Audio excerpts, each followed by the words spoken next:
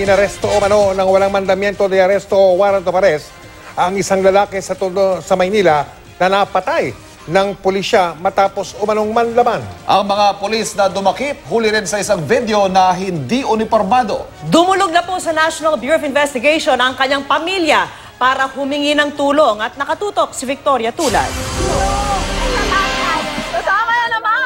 Ito ang aktual na pag-aresto ng pulisya noong Huwebes, February 7, kay Jerby Bernardo, ang drug suspect na namatay kalaunan habang nasa kustodiya ng MPD Station 7. Kapuna-puna ang dalawang pulis na hindi uniformado habang inaaresto si Jerby na panay ang palag.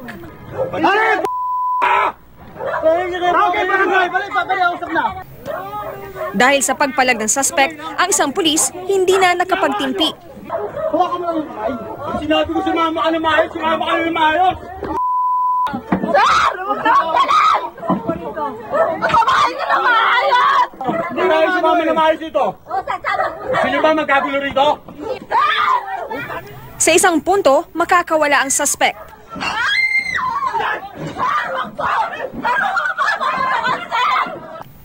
Sumama rin naman si Jerby kalaunan. Ang kanyang mga kamag-anak, may mga ipinagtataka raw sa ginawang pag-aresto ng mga pulis. Wala po silang warrant of arrest o search warrant o kooperatiba ng barangay. Huli na po dumating yung barangay.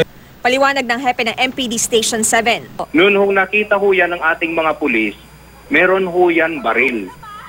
Paano ho nila sasabihin na hindi ho aarestuin ng pulis yan dahil walang warrant? Subject po siya for warrantless arrest. Biyernes na madaling araw, agaw buhay na sa ospital ng Tondo si Jerby. Sabi raw ng mga pulis, nang agaw daw ng baril si Jerby habang nasa MPD Station 7, kaya aksidenteng nabaril ito. Pero ayaw maniwala ng mga kamag-anak. Bago siya namatay, nakapagkwento raw si Jerby sa kanila. Di raw siya agad dinala sa presinto. Ikot-ikot siya, tapos pinaplastic daw po yung ulo niya. Pilit po daw po siya pinatuturo. Wala naman daw po siya maituro. Kung sino ang involved sa drugs. Itinanggi ito ng hepe ng MPD Station 7. Hindi po sinupot yung ulo ni Bernardo, sir. Hindi po. At yun nga po, yung sinasabi nila, allegation po yan.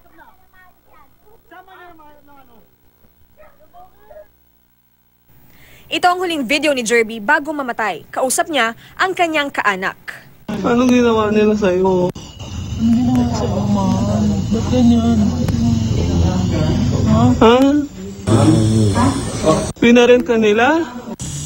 Saan selda ka nila binaril? Ha? Sa opisina ka binaril? Sabi ng kaanak ni Jerby, nakita nilang tila may tama ng bala sa tagiliran ni Jerby. May sugat daw sa magkabilang pulso at parang may paso sa dibdib. Kanina, dumulog na sa National Bureau of Investigation ang kanyang pamilya para humingi ng tulong.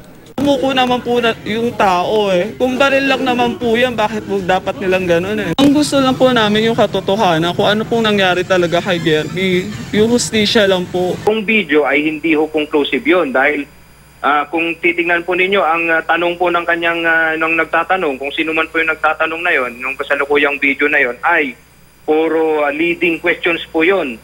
Sabi ni Police Director Guillermo Eliazar, iniimbestigahan na ang kaso at hinihintay na niya ang paliwanag at rekomendasyon mula sa MPD. We will wait for the recommendation nung district director.